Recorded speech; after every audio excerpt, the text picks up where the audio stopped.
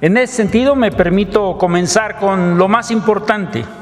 Todas las pasajeras y todos los pasajeros de los trenes 304 y 307 involucrados en este percance se encuentran bien. La seguridad de cada persona que viaja con nosotros es y seguirá siendo nuestra prioridad absoluta. El gobierno de Claudia Sheinbaum salió al paso de las versiones tendenciosas sobre un supuesto descarrilamiento del Tren Maya y dejó en claro que lo ocurrido en Izamal fue un percance menor en el cambio de agujas, sin pasajeros heridos y con la activación inmediata de protocolos de seguridad. Mientras algunos medios, encabezados por el rey de los montajes, intentaron magnificar el hecho, la presidenta remarcó que la prioridad es la seguridad de los usuarios y que las operaciones siguen con normalidad. Al mismo tiempo, se anunció una investigación profunda con la participación de expertos nacionales e internacionales, además del seguro del proyecto que cubrirá los daños y garantizará que no vuelva a repetirse una situación similar. General Oscar David Lozano Águila, que es el responsable del Tren Maya, que viniera el día de hoy a la mañanera para que nos pueda explicar lo sucedido el día de ayer. Entonces, primero tendríamos la exposición del general y después están aquí con nosotros la Comisión Nacional del Agua. Está Efraín Morales, que es el director general, el ingeniero Aaron Mastache, que es subdirector general de Infraestructura Hidroagrícola, y Heriberto Montes, que es gerente de aguas superficiales de Conagua. Ellos nos van a platicar de un programa único, importantísimo, que es la tecnificación del riego agrícola, que ya inició, un trabajo muy importante de generar pues, acuerdos con los distritos de riego, y es histórico porque nunca se había hecho un programa así en nuestro país. Se va a recuperar agua de riego para distribuirla principalmente para el consumo humano. Bueno, entonces primero el general Águila y después Conagua. Adelante, general. Gracias, señora presidenta. Con su permiso, señora presidenta, muy buenos días a todas y a todos. Agradezco sinceramente la oportunidad de dirigirme a ustedes para informar con total transparencia lo sucedido el día de ayer, 19 de agosto del 2025, en la estación Izamal, Yucatán. En ese sentido, me permito comenzar con lo más importante. Todas las pasajeras y todos los pasajeros de los trenes 304 y 307 involucrados en este percance se encuentran bien. La seguridad de cada persona que viaja con nosotros es y seguirá siendo nuestra prioridad absoluta. Si me lo permiten, van a ser cuatro láminas que voy a explicar. Más adelante en la siguiente, si me ayudan, por favor, voy a platicarles cómo se dio la secuencia del hecho, cómo se activaron los protocolos de seguridad y el programa interno de protección civil, cómo atendimos a los pasajeros y cuáles son las conclusiones a las que arribamos después de la revisión de lo que sucedió el día de ayer en Izamal. Primeramente, quiero explicarles gráficamente, si me permiten el micrófono para... Gracias, me siento un poquito más cómodo estando así. En la siguiente lámina, por favor. Aquí quiero que vean cómo se dan los movimientos de los trenes. El tren 304 que viene de Cancún toma la vía directa porque la posición del aparato de cambio de vía que ustedes ven en este lado izquierdo, aquí se nota claramente cómo está en posición directa. Y el tren del tren 307 está estacionado en el andén. Antes de entrar a vía, los garroteros toman una fotografía y verifican visualmente que este aparato se encuentra en posición. Esto es muy importante, es un trabajo que hace el garrotero para garantizar que no haya posibilidad del accidente. Los aparatos de cambio de vía se mueven de manera automatizada. ¿Desde dónde? Desde el puesto de control zonal en Mérida.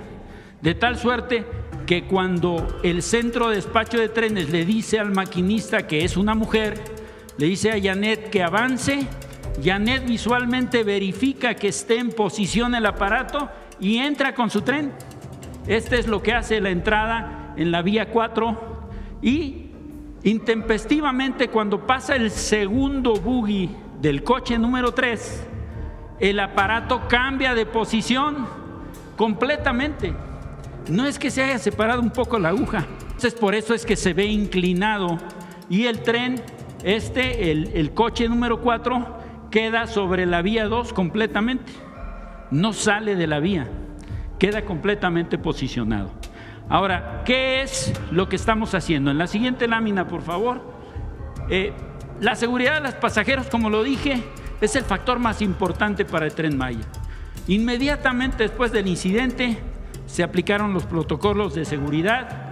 La maquinista, al sentir el jalón de desacople de la vía, aplica el freno de emergencia, como está previsto. El freno de emergencia funciona inmediatamente y detiene el tren. Al momento que ella se percata del jalón, los pasajeros, sin afectaciones y ni lesiones. El personal a bordo del Tren Maya y la Guardia Nacional están capacitados para atender situaciones de crisis. Ellos fueron los que se encargaron de bajar y evacuar a todos los pasajeros. En el tren número 307, que estaba en el andén, se evacuó en 7 minutos. El tren 304, que estaba sobre la vía principal, teníamos que bajarlo a los pasajeros con escaleras de emergencia, los bajamos a la vía y los evacuamos por el andén contrario.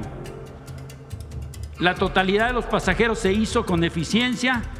Asistimos a los pasajeros con transporte alterno y un tren especial. No hubo afectación en los servicios o corridas del día. No interrumpimos los servicios. Los servicios continuaron. El siguiente tren estaba programado para pasar a las 16:20, pasó a las 17:05. Hubo un retraso exactamente de 45 minutos. O sea, seguimos las operaciones, activamos de manera inmediata la Comisión Dictaminadora de Accidentes Ferroviarios de Tren Maya y también reportamos a la Fiscalía General de la República para que los peritos vinieran a hacer una evaluación de los daños y a verificar cuáles fueron las causas del percance de vía. Una vez que se determinen las causas del hecho, se van a establecer acciones correctivas para garantizar la seguridad de las personas y también de las operaciones del tren. En la siguiente lámina, por favor. Para dar continuidad al servicio de estos 261 pasajeros que viajaban en los 2 trenes, realizamos estas acciones. La Guardia Nacional auxiliaron a todos los pasajeros aplicando los protocolos de seguridad y el programa interno de protección civil de la estación Izamal. Las 34 estaciones, las 8 bases de mantenimiento, los 3 talleres, las 6 cocheras y todos los edificios de Tren Maya tienen un programa interno de protección civil aprobado por la Coordinación Nacional de Protección Civil. Activamos el plan de transporte de pasajeros, suministramos bebidas y alimentos a las personas que lo requirieron. 67 pasajeros nos dan un voto de confianza porque no se quisieron ir en autobús a Cancún. Dijeron, nosotros vamos a esperar un tren, queremos seguir en el tren. Y desde Izamal implementamos un tren especial, el 303, y esos 67 pasajeros se fueron a Cancún en el tren. 83 pasajeros se fueron en autobuses de Tren Maya al centro de Izamal, 110 también en autobuses del tren se fueron a Mérida, y uno en particular, una mujer de nombre Amanda, me dice, yo tengo que volar a Brasil y necesito llegar al aeropuerto de Cancún. Ella ha utilizado el tren para viajar en varias ocasiones y me dice, yo siempre he tomado este tren y he llegado a tiempo. Estaba desesperada. La llevamos al aeropuerto de Cancún y llegó con 40 minutos de anticipación y afortunadamente se fue, porque si no hubiera tenido que pagar una penalidad de 35,000 pesos que ya había instruido que se le pagara en caso necesario. Tren Maya garantizó que estos 261 pasajeros llegaran a sus destinos a pesar del percance. Quiero decirles que la operación de Tren Maya no solamente participamos los que trabajamos en la empresa. Tenemos un equipo de 80 asesores especialistas de empresas extranjeras que tienen muchísima experiencia en el manejo y la operación de trenes de pasajeros en España y en Francia y trabajan con nosotros. Además, hemos transportado 1.536.000 pasajeros en el tiempo que llevamos en operación. Hemos brindado 7.975 servicios de manera exitosa. 2 son los que no hemos podido concluir y pudiéramos sumar, como estos fueron 2 trenes, decimos que son 3. Hemos recorrido casi 3 millones de kilómetros con nuestros trenes y el día 17 de agosto logramos ya subir en un solo día 7.124 pasajeros y estamos haciendo para llegar por los 8.000. Estoy seguro que conforme al plan que tenemos de operación vamos a lograr alcanzar los 13.000 pasajeros por día que tenemos programados para alcanzar el punto de equilibrio. En la siguiente lámina, por favor, como conclusión del percance. Primero, cumplimos con los protocolos de seguridad. La tripulación actuó correctamente. Nuestros pasajeros están bien. Personal de servicios a bordo y personal en tierra actuó correctamente. Olvidé mencionarles, una de nuestras empleadas que trabaja en servicios a bordo, después de que evacuó a todos los pasajeros, los 50 minutos del tren 304, pues ella está embarazada con 20 semanas de gestación y la tuvimos que llevar al hospital a que la revisaran porque estuvo bajo el sol tratando de evacuar a los pasajeros. Cumplió con su deber y bueno, la llevamos al hospital del IMSS de Izamal y después la trasladamos al hospital del ISSSTE de Mérida, en donde se encuentra bien, afortunadamente, sin ningún problema. Se protegió a los pasajeros, los auxiliamos para llegar a su destino con un tren especial y los autobuses de la empresa. Todos los pasajeros se evacuaron con rapidez y seguridad. En ningún momento se puso en riesgo la seguridad de las personas. Por medio de esta comisión dictaminadora de accidentes de Tren Maya y las autoridades competentes, en las que se incluye la Agencia de Trenes y Transporte Público Integrado, van a participar para realizar la investigación y determinar qué es lo que pasó. ¿Por qué ese aparato de cambio de vía durante el paso del tren se mueve completamente a posición desviada si estaba en directa? Necesitamos analizarlo, necesitamos saber por qué sucedió, para garantizar que no se repita una situación similar, que es lo que estamos previendo como medidas iniciales. Colocar una sujeción mecánica, lo que llamamos bridas o clamp, en los aparatos de vía para evitar este movimiento anómalo o no autorizado. Porque con los motores de aguja que son 5 en un cambio de vía, empujan la aguja y la colocan, la acoplan en la vía y aseguran de manera mecánica que no se mueva. Por esa razón los trenes pasan con seguridad. Aquí lo que pasó es que los 5 motores de aguja se accionaron para regresar a la aguja durante el paso del tren a posición de desviada y por eso es que se desvían esos 2 coches. Solamente se salió de la vía un buggy. Cada uno de los trenes tiene 2 buggies. Cada uno de los coches, el coche 1, 2, 3, 4 tienen 2 buggies. De los 8 buggies, solamente uno se salió de la vía.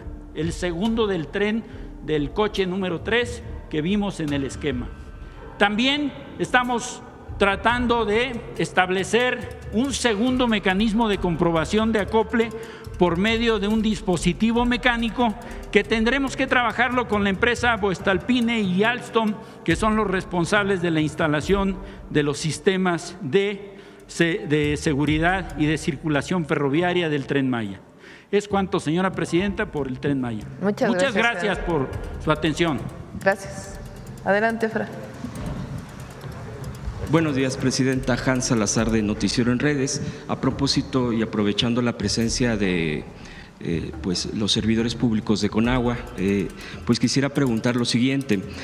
Tenemos la información de que en las comunidades afrodescendientes afromexicanas de los municipios de Santiago Pinotepa Nacional y Santa María Guazolotitlán, Hay un proyecto pendiente ahí desde el sexenio pasado, y eso quisiera saber sobre esta información. Hay un estudio incluso en el tema de preinversión para la factibilidad de construcción de distrito de temporal tecnificado La Arena, así está denominado. Este proyecto, bueno, pues es de hace unos años que no se ha podido concretar de acuerdo a la información que tenemos, y sería la pregunta si se tiene. Esto es como objetivo desarrollar infraestructura hidroagrícola que permita aprovechar técnicas de riego tecnificado y asesorías productivas, y busca mitigar daños provocados por fenómenos meteorológicos extremos como los huracanes que ha habido y que afectaron severamente a la población de esta zona y su cultivo. Pues es una atención para 9,000 hectáreas de cultivos y pastizales. Preguntarles sobre este tema si se tiene contemplado. Sí, lo que se presenta aquí es donde ya existe riego agrícola. La tecnificación de ahí donde ya hay riego agrícola, en los distritos de riego. Además, hay otros proyectos de posibilidad de incorporar riego agrícola en zonas de temporal. Conagua está haciendo un gran trabajo en lo que llamamos el Plan Lázaro Cárdenas, que incluye esta zona. De hecho, vamos a estar ahí el fin de semana, vamos a ir a Ometepec para instalar el plan de justicia del pueblo Musgo. Esta es parte de esa zona que está entre Oaxaca, o en el límite de Oaxaca y de Guerrero. Entonces, ahí se está haciendo rehabilitación de plantas de tratamiento, en fin, varias acciones que está haciendo Conagua, y consideramos esta que estaba planeada. ¿Le puedo proporcionar la información? Sí, por favor. Bueno, dejar la información. Sí. Y también de preguntar también tenemos la información de que en la comunidad de San Miguel Bocanegra, Zumpango, en el Estado de México, hay pobladores ahí, aproximadamente de 3,000 pobladores, habitantes, enfrentan desde hace 3 años, ellos así lo externan, una crisis de desabasto de agua debido a que el único pozo en el que contaba ha quedado obsoleto e insuficiente para cubrir las necesidades de esta población, y bueno, ellos están pidiendo la autorización de la perforación de un nuevo pozo. Preguntarles sobre este tema, si es que tienen contemplado o qué pudieran responderle a esta población, por favor. Sí, decir que en toda la parte de Hidalgo y de la zona metropolitana del Valle de México estamos desarrollando un proyecto bastante ambicioso que tiene que ver con dotar de agua potable, de obras para prevenir inundaciones y también para el saneamiento del río Tula. Dentro de este plan que se está desarrollando tenemos una estrecha comunicación con los municipios y con el gobierno del estado, y se han estado priorizando todas las obras. De ese caso en particular te pasamos la información, ahorita si quieres al final nos dejas el dato. Gracias. Pero decir que estamos detectando precisamente todos estos pozos que se encuentran en una condición de deterioro para poder rehabilitarlos, y forma parte de este plan integral que además contempla una inversión bastante considerable. Muchas gracias, director. Le agradezco.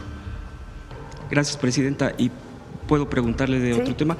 Del tema del día de ayer, presidenta, del nuevo mecanismo para la distribución y entrega de los medicamentos que se garantiza el abasto, pues ayer arrancó, como aquí se ha presentado en la Mañanera del Pueblo. Preguntarle cuál es el reporte del primer día de esta distribución que, bueno, pues ha causado bastante expectativa en la gente, e incluso he visto en las redes sociales de lo que hemos publicado, de lo que se inició ayer, que efectivamente incluso están constatando la llegada, porque la gente está muy a la expectativa de los que se encargan de esta distribución de las rutas, y que es algo no solo innovador, sino que se espera precisamente que se haga un avance. Sí, a ver si tienes un videito ahí, ¿no?, que nos mandaron los del IMSS Bienestar ayer. De los 8,061 centros de salud que hay en el país del IMSS Bienestar, ayer se entregaron medicamentos e insumos médicos en 3,043 centros de salud de las 23 entidades. En su primer día, este avance de entrega representa el 37.75% de unidades de primer nivel surtidas.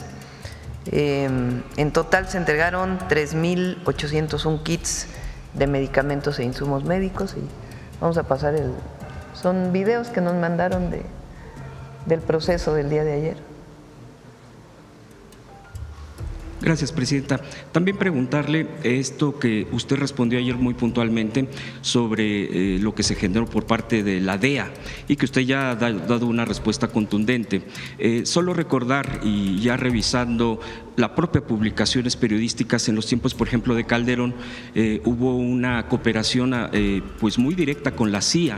En ese entonces hay documentos que en ese entonces no se revelaron, incluso se habían clasificado y ya después salieron a la luz, citando por ejemplo un periodista, a Jesús Esquivel, publicó en ese entonces, en la época de Calderón, pues cómo escondían este tipo de relaciones con este tipo de de agencias, efectivamente. Gracias, Presidenta. Y otro que también se llegó a publicar es que incluso sobre la avenida Reforma de la capital del país, había en uno de los edificios, en uno de los varios pisos de ese edificio, en Reforma, donde operaba directamente la propia DEA. Y bueno, pues la oposición obviamente, pues en este contexto, pues ha dicho que no pueden creer que esto que se pueda dar, porque pues estaba acostumbrado en este país o a que se escondía información o que se daba otra, y dicen, bueno, pues esto no puede ser posible. Preguntarle, Presidenta, concretamente, ¿qué vistas y qué respuesta usted daría a esta situación de dudar de que se está defendiendo, se está haciendo respetar la soberanía, y que todo indica que también desde el gobierno pasado del expresidente López Obrador, pues dicen había enojo en ciertas, no sé si personajes o de las propias agencias, por el respeto y las reglas claras que se tenían? ¿Qué hay sobre esto y qué respondería? Recuerden incluso un episodio de un miembro de la delincuencia organizada que fue detenido en Cuernavaca, Morelos. No fue detenido, fue ultimado. Sí. No, Beltrán. Exactamente.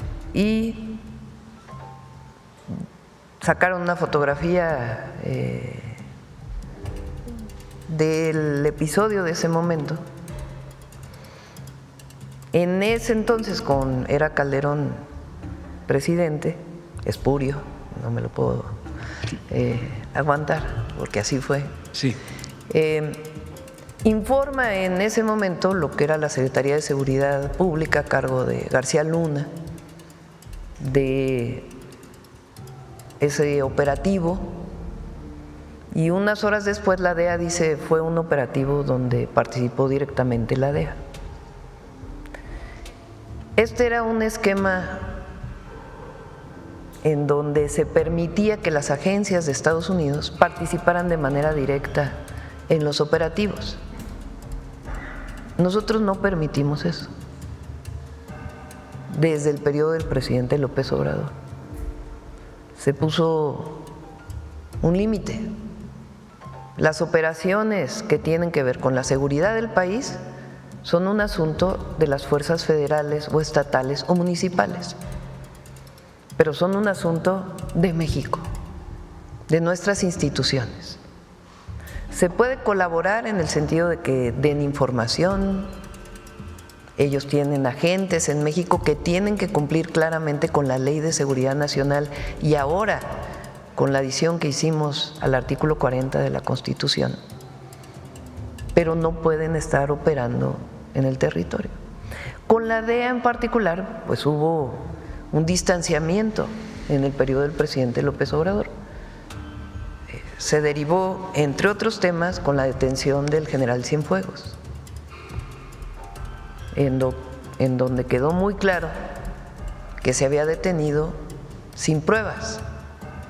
Tan fue así que regresaron al general Cienfuegos, y aquí en la mañanera el presidente López Obrador presentó lo que supuestamente eran las pruebas de aquella detención. Fue varias mañaneras, que ustedes las pueden revisar porque ahí están disponibles en las redes sociales, de cómo fue cuando se detuvo y después cómo se fue obteniendo la información, se fue teniendo información hasta que finalmente se supo que no había pruebas. ¿Quién hizo esa detención? La DEA. A partir de ahí, el presidente López Obrador pone más límites a las agencias en México. esos límites continúan en nuestro gobierno. Y ahora estamos, y ya lo he hecho público, haciendo un acuerdo de seguridad con el Departamento de Estado del Gobierno de los Estados Unidos y coordina la Secretaría de Relaciones Exteriores. Ha habido intercambio, pues, de que se pone que no, que sí, que no. ¿De dónde se deriva? De una reunión que hubo en Washington a la que fueron el secretario de Relaciones Exteriores, el secretario de Seguridad, el almirante secretario, el secretario de la Defensa, el fiscal general de la República, y del otro lado hubo su contraparte en esa reunión en Washington que fue en febrero, si mal no me acuerdo. Y de ahí pues viene este acuerdo. ¿Qué interés tenga la DEA en publicar lo que publicó hace 2 días? No lo sé. Probablemente querer decir que cambiaron las cosas. Entonces, lo que tiene que quedar muy claro al pueblo de México es que la presidenta nunca va a poner en riesgo la soberanía, jamás. Y que colaboramos, nos coordinamos, pero nunca va a haber subordinación. Y que en particular la relación con Estados Unidos está coordinada en el caso de seguridad a través de este acuerdo que se está tomando y de una coordinación permanente que existe entre el Comando Norte y el Ejército Mexicano o la Secretaría de la Defensa Nacional y la Marina, las instituciones de seguridad del Gobierno de Estados Unidos y la Secretaría de Seguridad, y hay coordinación e información permanente en un esquema de coordinación de respeto a las soberanías. Entonces, por eso, cuando sale el comunicado de la DEA, pues no tiene nada que ver con la realidad. Lo que hay es el acuerdo de seguridad que está ya por culminarse con el Departamento de Estado de los Estados Unidos. ¿Perdón? Pues no sé cuál sea su intención, la verdad, decir que hay un operativo especial en la frontera, cuando no lo hay. Entonces, pues en todo caso ellos tendrían que decir por qué, cuál es su intención, cuál es nuestra obligación ante el pueblo de México, decir siempre la verdad e informar, como lo hacemos todos los días, en la mañanera. Y además, pues garantizar que la relación con cualquier gobierno extranjero, no solo los Estados Unidos, pues tiene que ser en el marco de nuestra Constitución y de defensa de nuestra soberanía y de los intereses superiores del pueblo de México.